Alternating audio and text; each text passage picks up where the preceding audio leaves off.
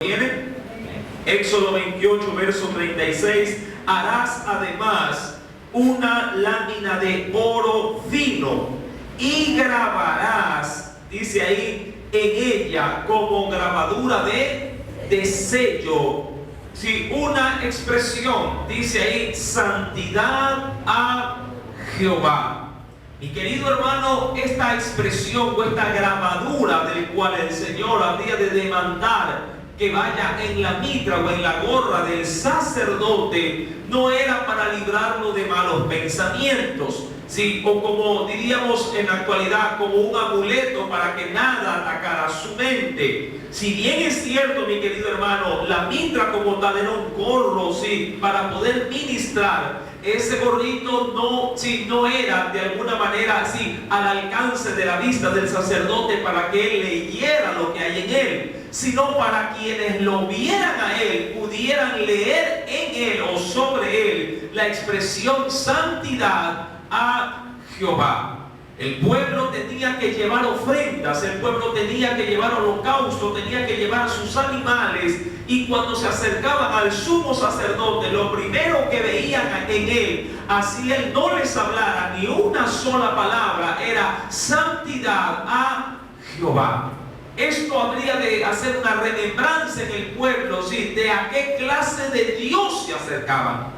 Y querido hermano, y sobre estos fundamentos vamos a comenzar en esta noche, sí, un estudio. La Escritura nos narra, y volvamos por favor al versículo número 37 ahora. Y la pondrás con un cordón de azul y estará sobre la mitra, ¿sí?, o el gorro en sí como tal, sobre la mitra o el gorro del sacerdote. Por la parte, dice ahí, delantera de la mitra estará. Lea por favor conmigo el verso número 38. Y estará, dice ahí, sobre la frente de ¿quién? Sobre la frente de Aarón. Y llevará Aarón las faltas cometidas en todas las cosas santas que los hijos de Israel hubieren consagrado en todas sus santas ofrendas, y sobre su frente estará continuamente para que obtengan, dice ahí, gracia delante de ¿quién? Delante de Jehová. Mi amado hermano, recordemos, si nos vamos al libro de los Hebreos, vamos rápidamente, por favor, al Nuevo Testamento, ¿sí? Vayamos al libro de los Hebreos, antes de la carta de Santiago.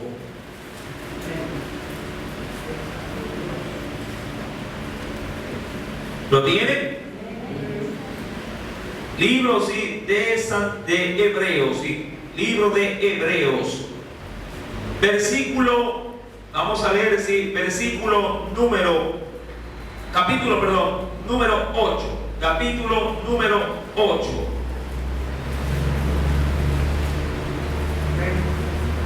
¿Lo tienen? Nos dice el Señor, y este es un texto que usted y yo ya lo hemos leído. Verso número 4 nos dice el Señor en adelante. Así que, si estuviese sobre la tierra, ni siquiera sería, hablando de Cristo, sacerdote, habiendo aún sacerdotes que presentaban las ofrendas según la ley o según lo ordenado por Dios. Y eso es lo que hacía en ese sentido Aarón y sus hijos. Verso 5. Los cuales, y usted tiene que considerar esto, sirven a lo que es, ¿qué cosa? Figura o representación y sombra. ¿De qué dice la Biblia?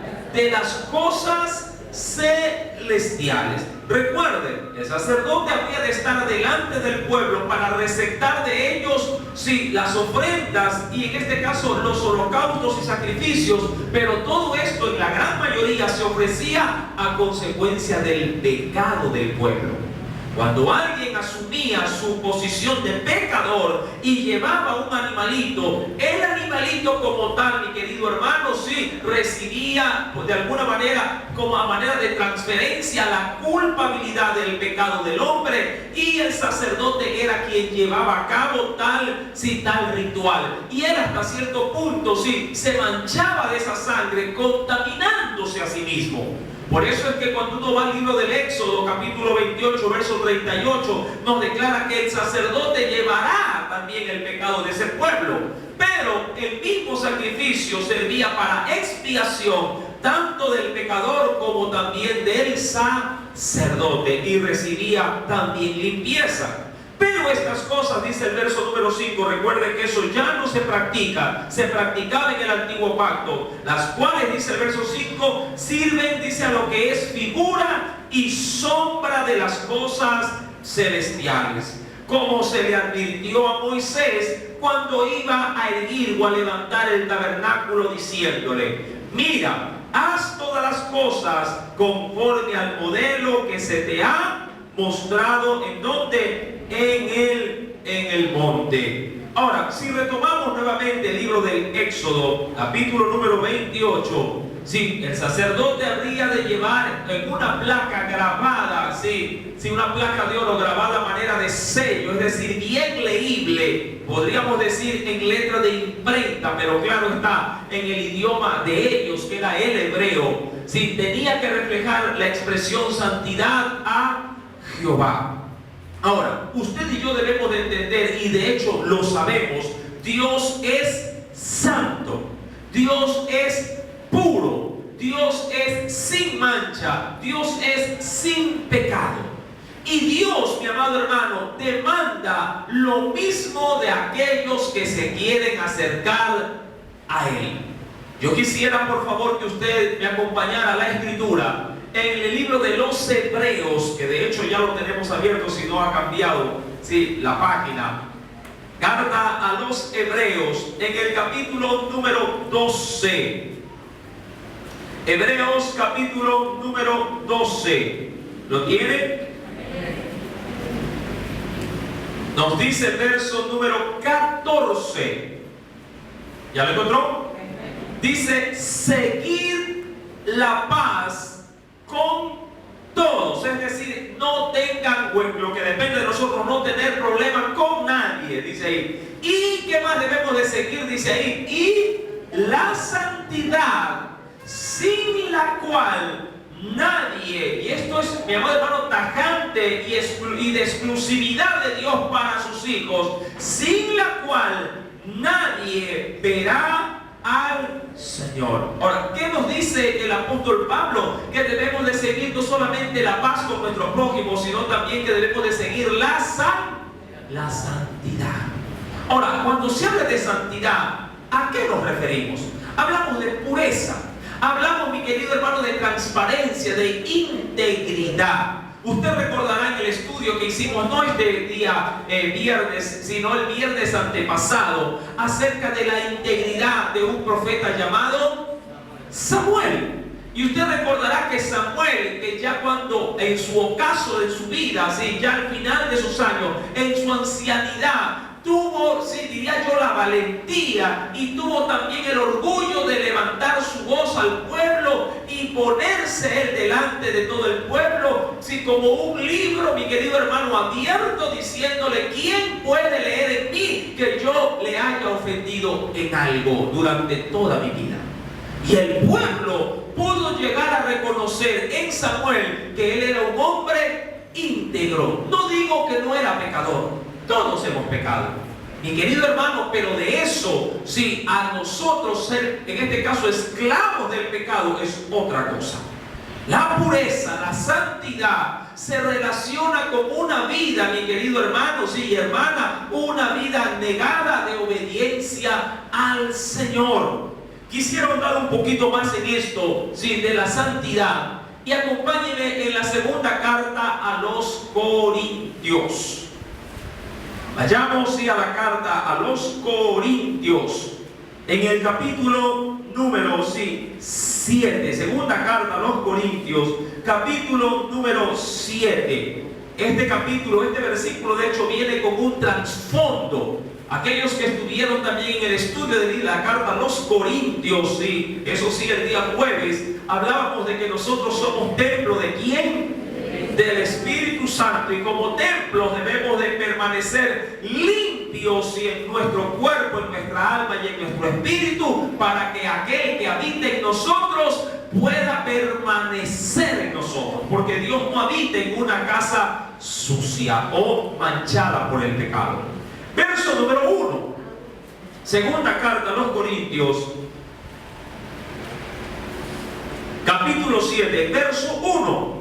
Así que, amados, puesto que tenemos tales promesas. Ahora, ¿qué promesas tiene la iglesia?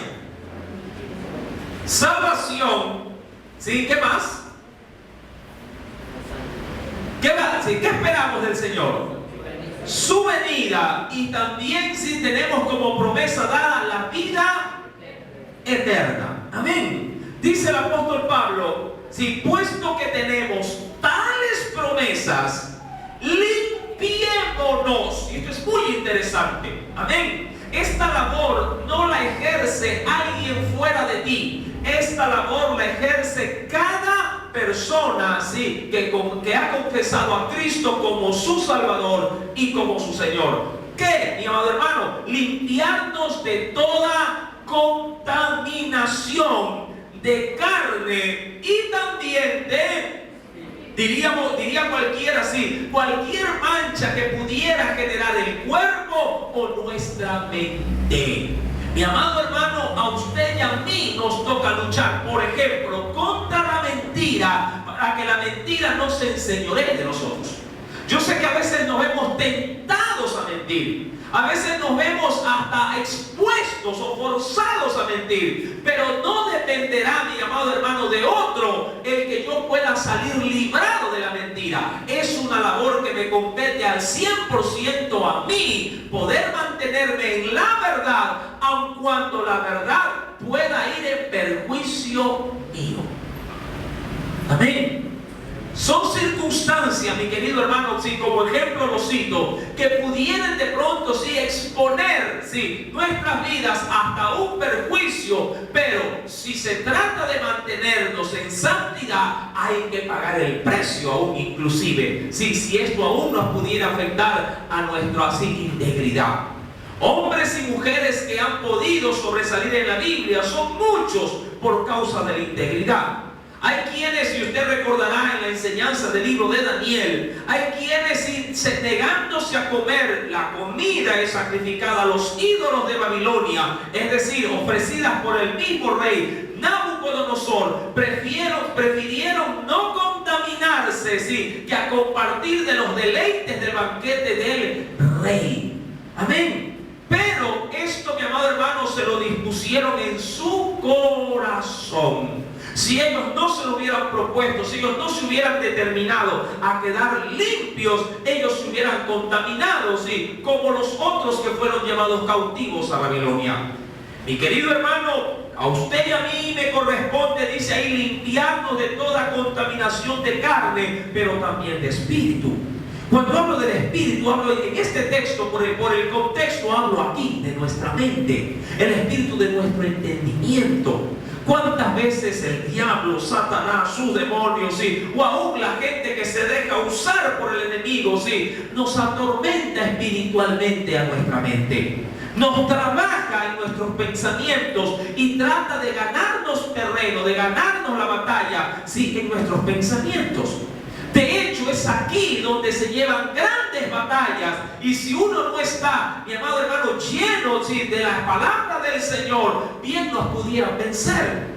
¿Cuántas veces nos proponemos metas espirituales, pero esas metas simplemente son, diríamos así, un bonito propósito, pero que todavía se está gestando, se está, diríamos así, se está produciendo en la mente? Pero Satanás, sabiendo de que no puede un creyente ¿sí? continuar en esa, diríamos, en ese buena meta, en ese buen propósito, viene, nos desanima, pone cualquier otra situación o cualquier otro pensamiento y disipa, sí, diríamos, nuestras aspiraciones espirituales. ¿Cuántas veces te has decidido, a dejar a un lado ya tu agenda y decir, bueno, de aquí en adelante yo, que sea el fin de semana, se lo voy a dedicar al Señor? Pero en ese mismo momento viene el enemigo y dice, pero acuérdate que tienes que coger un curso. Ah, cierto, ya no. Y termina todo ahí. ¿Verdad? Y los buenos propósitos, mi amado hermano, se disipan.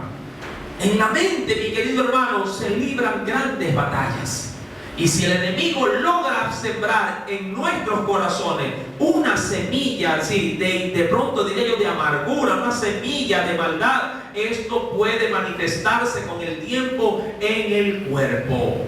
Y amado hermano, no es de extrañarse como el enemigo de a poco, yo teniendo diversas consejerías con diversas personas, obviamente remitiéndome los nombres. Mi querido hermano, muchos dicen, hermano, yo no pensaba llegar hasta donde he llegado, pero fue como algo que sin darme cuenta se gestó primeramente en mi mente. Fue un pensamiento, fue un deseo que parecía que lo tenía controlado, pero ahora soy esclavo de ese deseo y mi cuerpo quiere seguir, diríamos, siendo esclavizado por ese pecado.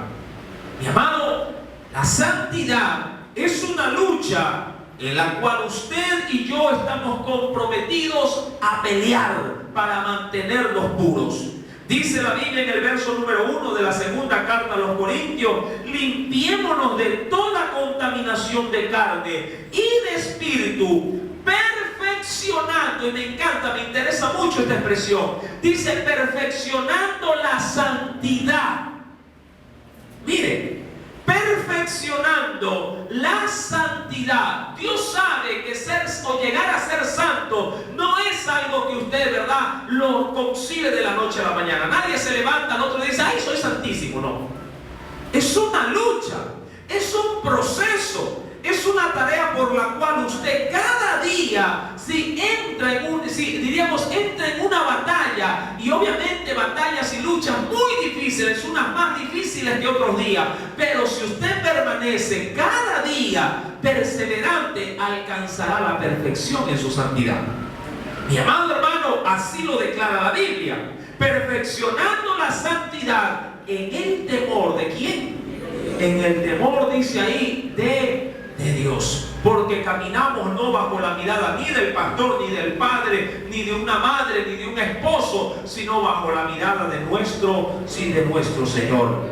Mi querido hermano, esa santidad de la cual el Señor nos hace alusión, es el mismo texto, solamente con dos dibujitos diferentes. De esa santidad el Señor anhela que sus hijos la alcancen. Cuando retomamos, y acompáñenme por favor nuevamente al libro del Éxodo, en el capítulo número 28 nos declara la palabra del Señor. Verso número 38, recuérdelo. Y estará sobre la frente de ¿quién?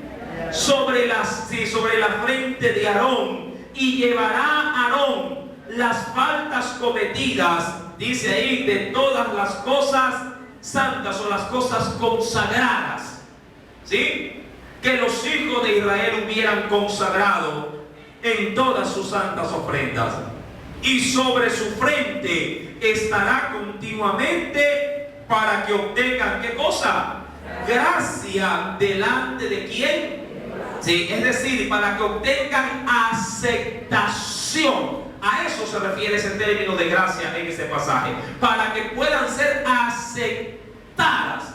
Mire, cuando usted se enemista por alguna razón con alguien, vamos a poner, siempre me gusta poner el plano familiar, cuando el esposo discute con la esposa y quisiera de pronto hacer las paces, puede ser que le lleve algún presente, ¿verdad?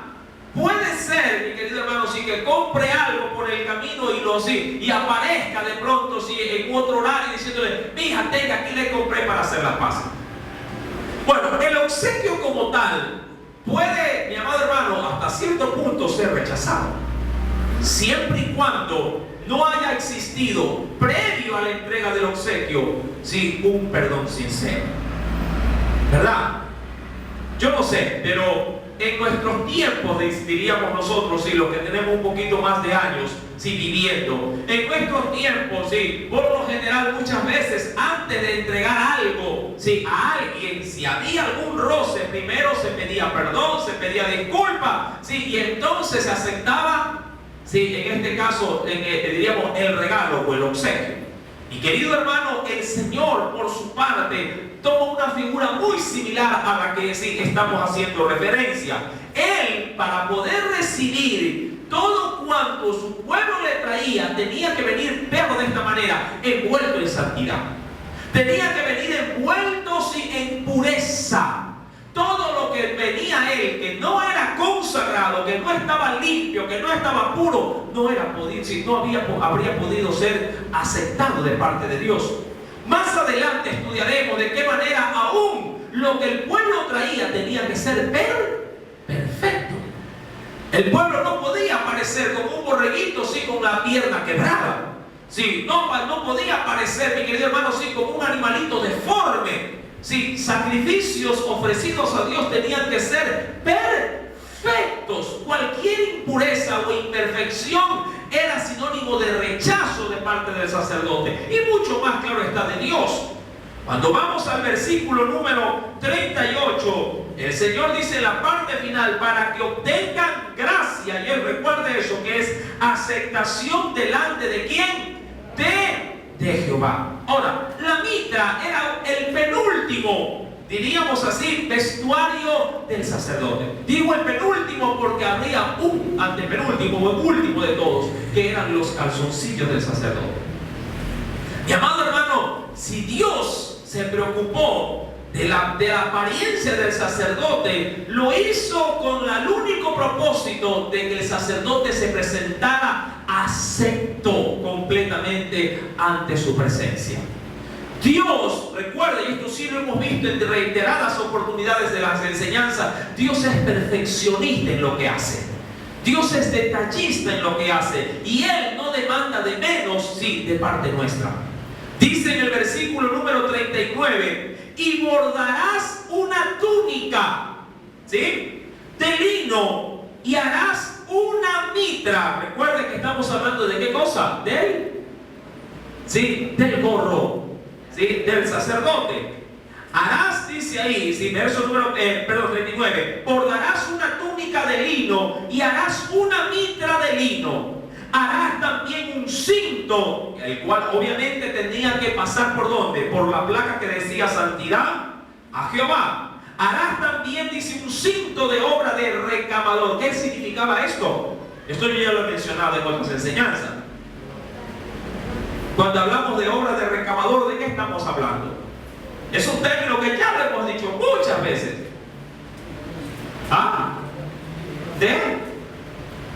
Ya no se acuerdan. Vamos a tomar lección. No examen, vamos a tomar entonces. Recuerde, mi querido hermano, sí, que Dios en todo lo que había pedido, en todos los utensilios, las vestimentas, los bordados, sí, recuerden las campanillas, recuerden, mi querido hermano, sí, las granadas, recuerden el cinto, recuerden todo el vestuario del sacerdote, y también en este caso las túnicas y las pieles que tenían el tabernáculo tenían que ser obras, sí, primorosas. Cuando hablabas de obra de recamador, el Señor exigía que tengan un buen acabado. Pregunto, ¿usted se compraría, y este ejemplo yo ya lo di, usted se compraría un juego de comedor, una tabla por ahí mal parqueada con 4 patas clavadas con 4 clavos y la pondría en su casa? No.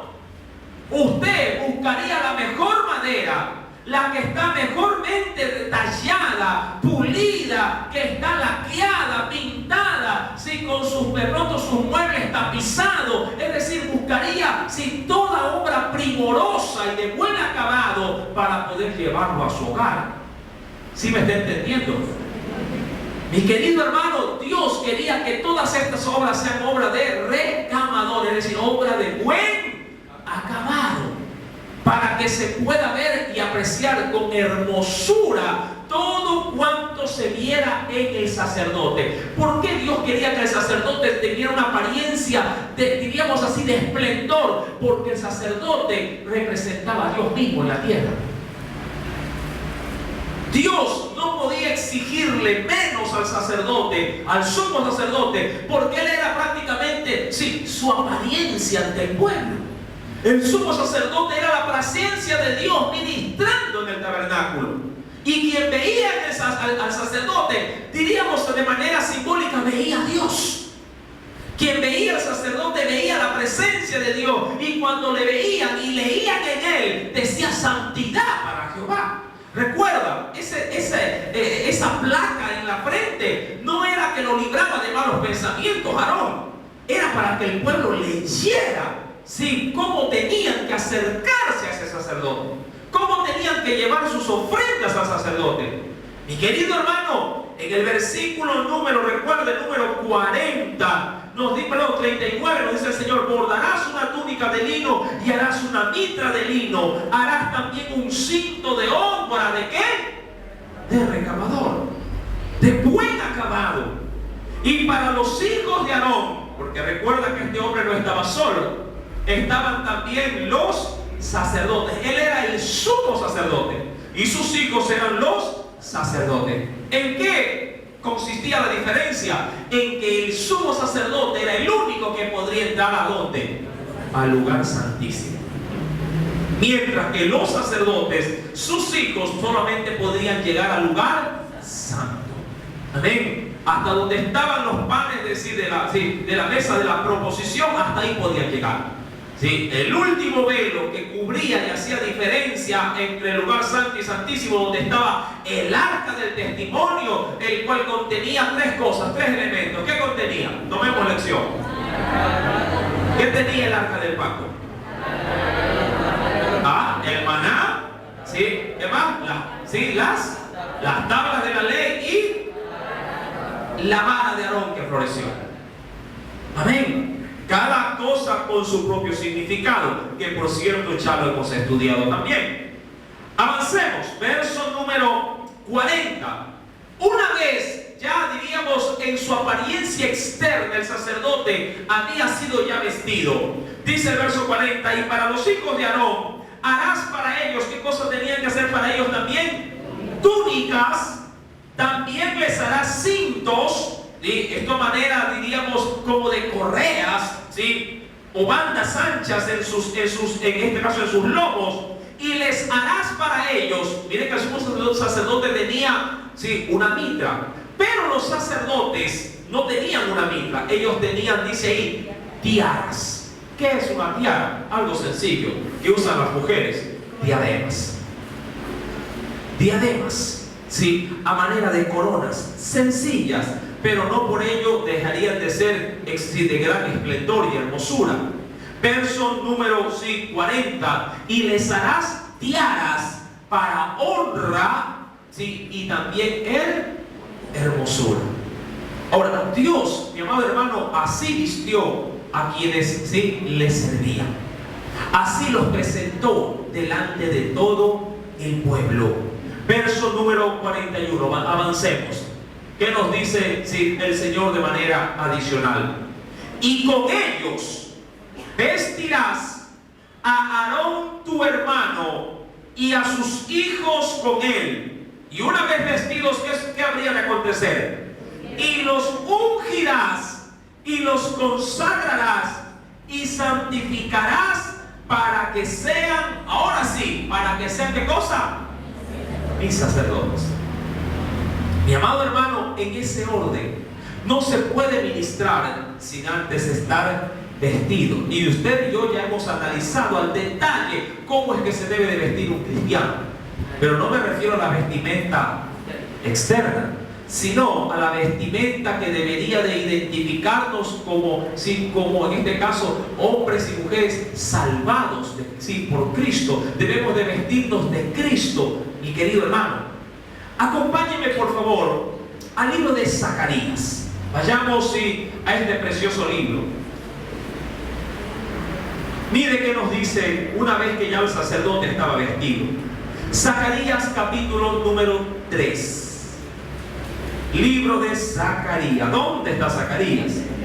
Entre Génesis y Apocalipsis.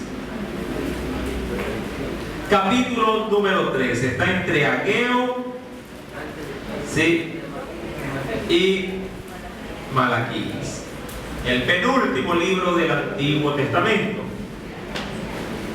¿Me encontró?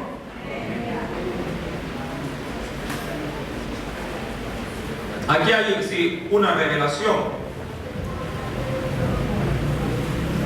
que Dios le dio al profeta, pero vamos a rescatar de esta revelación, sí, los aspectos que nos interesan por la enseñanza del libro de Éxodo. Verso número 3. Perdón, verso 1, leamos del verso 1 para entender la visión. Zacarías 3, verso 1. Me mostró, sí, Dios le mostró a Zacarías al sumo sacerdote, y ahí pone a un personaje, Josué, ¿sí? Los historiadores no relacionan si este Josué es el mismo Josué, sucesor de ¿quién? De Moisés, pero algo es seguro: este hombre está ejerciendo el sacerdocio. Al sumo sacerdote Josué, el cual estaba delante del ángel de Jehová, y Satanás estaba a su mano derecha para acusarle. Verso número 2. Y dijo Jehová a Satanás: Jehová te reprenda, oh Satanás. Jehová, que ha escogido a Jerusalén, es decir, a su pueblo, te reprenda. No es este, ¿sí?, un tizón, hablando de Josué, no es este un tizón o un carbón arrebatado ¿de dónde? Del incendio. Mi amado hermano, ¿cuál es el contexto? Para aquel entonces, en esta visión, mi amado hermano, a Zacarías se le da a conocer la situación de su pueblo. Y obvio, la situación del pueblo era de pecado y de contaminación, es decir, no eran santos. Pero Zacarías, como muchos otros profetas, buscaba de Dios que su pueblo, su nación, así como lo hizo Jeremías, Ezequiel, Isaías y otros profetas más, aspiraba a que su nación, Jerusalén, Israel, alcanzara misericordia de parte de su Dios. Para aquel entonces, mi querido hermano, el templo y el sacerdocio estaba destruido. Pero este hombre ora, este hombre busca, sí, y Dios le da esta visión. Y le hace ver, mi querido hermano, de que hay esperanza todavía, sí, para su nación, para su pueblo. Avisorando este Josué, dice mucho que era el prototipo de Cristo en una revelación dada. Ahora, dice el Señor en el versículo número 4, sí, perdón, versículo número 2, en la parte final: no es este un tizón arrebatado del incendio, es decir, algo que se ha rescatado de entre las llamas. Y Josué estaba vestido, dice, ¿y de qué? De vestiduras viles. Ahora, ¿con qué ropa, si queremos verlo así, estaban vestidos Aarón y sus hijos antes de ser sacerdotes? Con sus ropas, sí, de atuendos diarios, las normales. Pero cuando el sacerdote se vestía de las ropas, en este caso sacerdotales, inmediatamente era el representante de Dios en la tierra. Santo. Mi querido hermano, Aarón, al igual que cualquier hombre, cayó en transgresión. Aarón, como cualquier hombre, mentía, levantaba murmuración, calumnia. Tanto así, mi amado hermano, que en un determinado momento de su vida, de su ministerio, Aarón habló mal de su propio hermano llamado Moisés. Y por esta situación Dios tuvo que enviar un juicio, no sobre Aarón específicamente, sino sobre la hermana de Aarón. Los dos hablaron en contra de su hermano, porque Moisés se había casado por segunda oportunidad. Claro está, su mujer ya había muerto. Pero a ellos, a los parientes, a Aarón y a María, les desagradó la mujer que había tomado Moisés. Era, dice la Biblia, que era cusita, de piel trigueña o morena.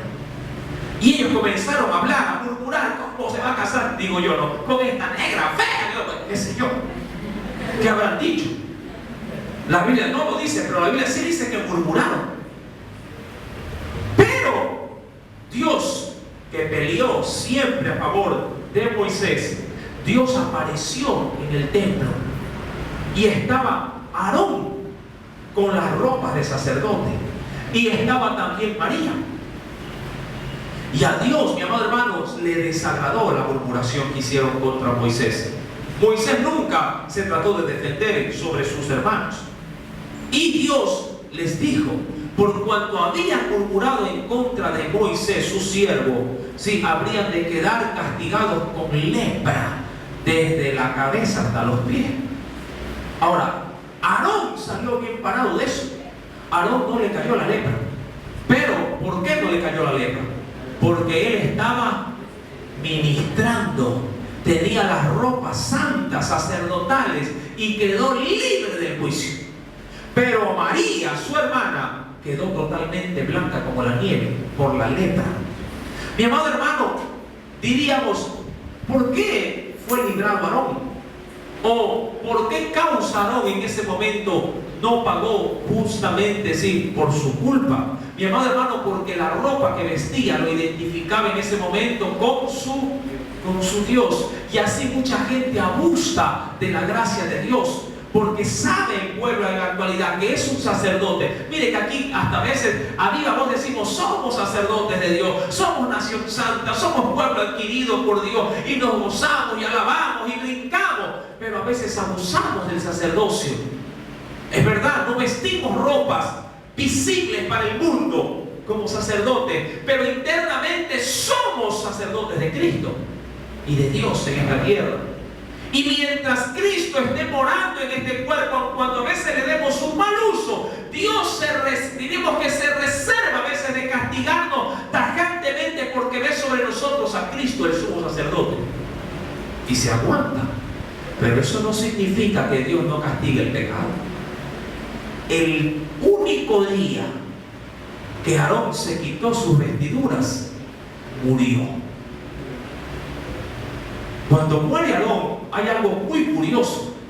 Dios le dice a su hermano, a Moisés, el hermano de Aarón: quítale las vestiduras para que muera. Porque él, si moría con las vestiduras, si contaminaba aún su propia ropa. Quiero que me acompañe ese texto, pero terminemos primero de leer. Me abro mucho del tema, pero terminemos de leer Zacarías capítulo 3, y de ahí nos vamos a la referencia que le he dicho. Verso número 3. Y Josué estaba vestido de vestiduras viles y estaba delante del ángel. Verso 4.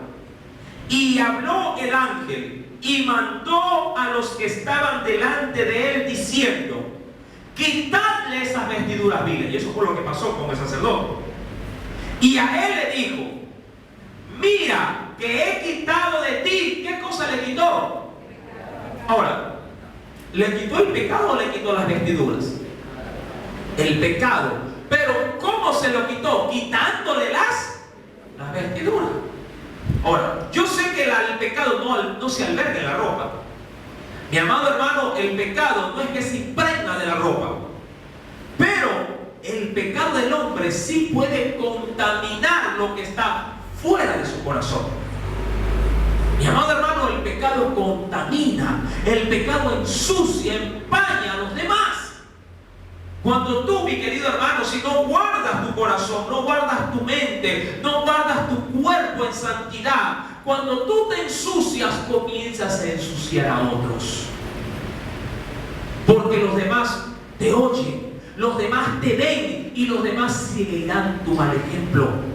Un padre de pronto que está guardando su lengua y está bajo el señorío de Cristo, siempre estará hablando verdad, estará hablando cosas sensatas, pero el día que comienza a albergar en él maldad, la boca va a comenzar a hablar cosas que antes no hablaba.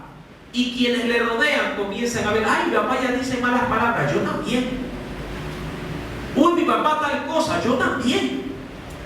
Y de esa manera su pecado se expande y comienza a contaminar ¿a quiénes? A sus hijos. Lo mismo puede pasar en un empleo, en un trabajo. Si tú no te cuidas, mi amado hermano, tus amigos pueden aprender bien de ti, pero también pueden aprender para mal. Mira que cuando tú no caminas conforme a las obras de tus amistades te respetan, pero también te recriminan. Pero cuando tú les complaces, cuando tú cedes, ¿cómo hacen burla de ti? ¿Cómo te comienzan a escarnecer? Dice, viste, ahí está el hermanito diablo. ¿Verdad que así te dicen? ¿O no? No, ¿verdad? Ahí va el hermanito, hasta ahí puede llegar. Porque saben que caminas en santidad. Pero cuando comienzas a fallar, entonces también contaminas, porque nos volvemos piedra de tropiezo para ellos. Dice la Biblia en el versículo número 4, el ángel le dice, quité las vestiduras viles y le dijo, mira que he quitado de ti tu pecado y te he hecho vestir de ropas de gala. Después le dijo, verso 5, pongan mitra, tenía mitra. Mira, este sacerdote tenía vestiduras de sacerdote. El problema es que sus vestiduras sacerdotales estaban sucias, contaminadas. Si bien es cierto, el público puede verte bien presentable, aún hasta en tu forma de vestir, cuando hay pecado, mi amado hermano, delante de Dios hay hediondez. Cuando hay pecado puedes ir de eterno, puedes ir con la falda más larga, puedes ir con la Biblia más grande, puedes ir con la corbata más, diríamos, de mayor esplendor, pero cuando hay pecado todo se ensucia y nada es aceptable. En ese sentido, espiritualmente hablando, hay que cambiarse. Dice la Biblia en el verso número 5, después ese mismo ángel le dijo, pongan mitra limpia sobre su cabeza. ¿Qué cosa era la mitra? El gorro. Y pusieron una mitra limpia sobre su cabeza y le vistieron las ropas, y el ángel de Jehová, ¿qué cosa estaba? Estaba en pie delante de ese sacerdote. Ahora, vayamos a la referencia de la muerte de ¿quién? De la muerte de Aarón.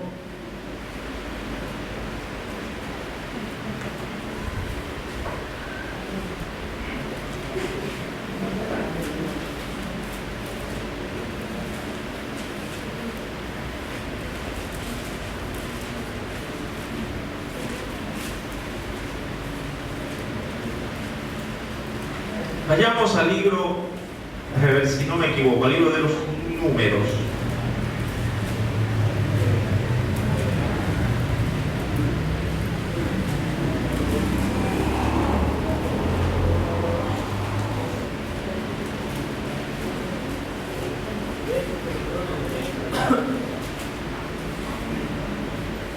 Capítulo 20. Números capítulo 20.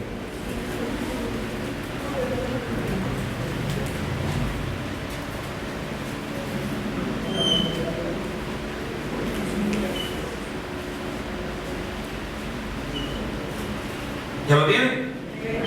Verso 22. Quiero leer hasta el verso 28. Y partiendo de Cádiz, los hijos de Israel, toda aquella congregación vinieron al monte Hor.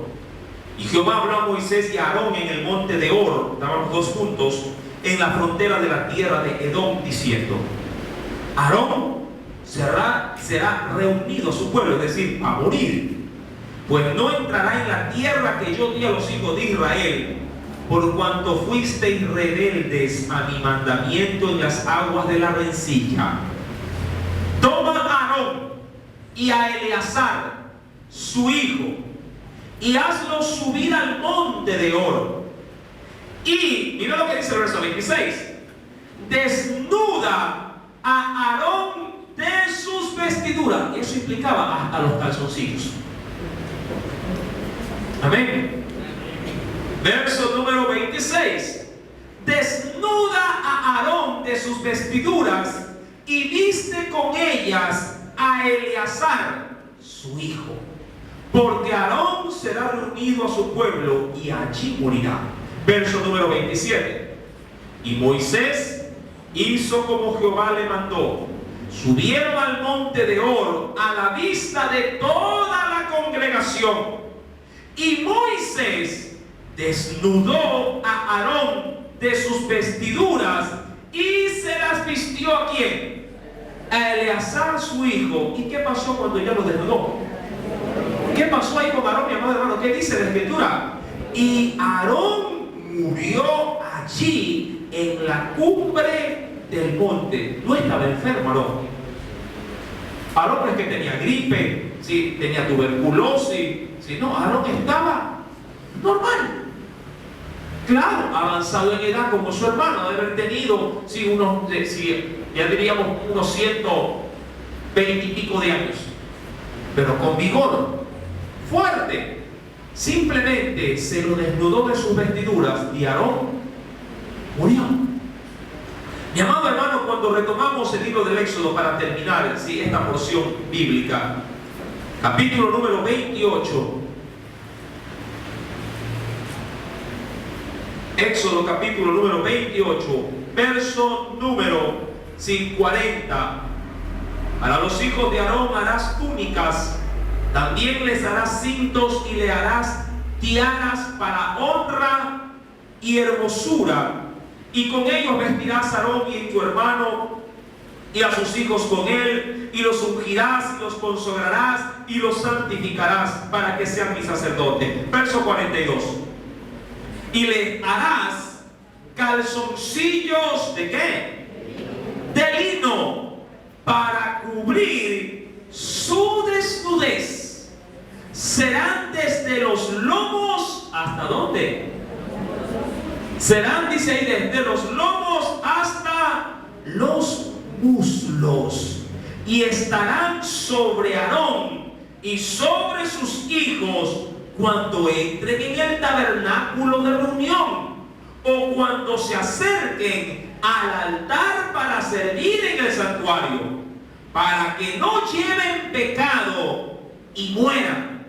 Es estatuto perpetuo para él y para su descendencia después de él. Pero aquí estaba hablando específicamente de qué cosa, de los calzoncillos. Mi amado hermano, ¿en qué consiste y por qué tan enérgicamente fue esta demanda de usar calzoncillo, sí, para el servicio sacerdotal? El próximo día sábado lo estaremos analizando con la ayuda del Espíritu Santo. Sí, recuerde que Dios no nos quiere desnudos, sino vestidos, aún para poder tapar, diríamos así, nuestras partes íntimas. Amén. ¿Por qué el Señor lo ha demandado? El próximo día sábado lo sabremos con la ayuda del Espíritu Santo. Amén. Sí, si el Señor ha hablado a tu vida, puedes darle una fuerte ofrenda de amor. Gloria a Dios. Padre, en el nombre de Jesús.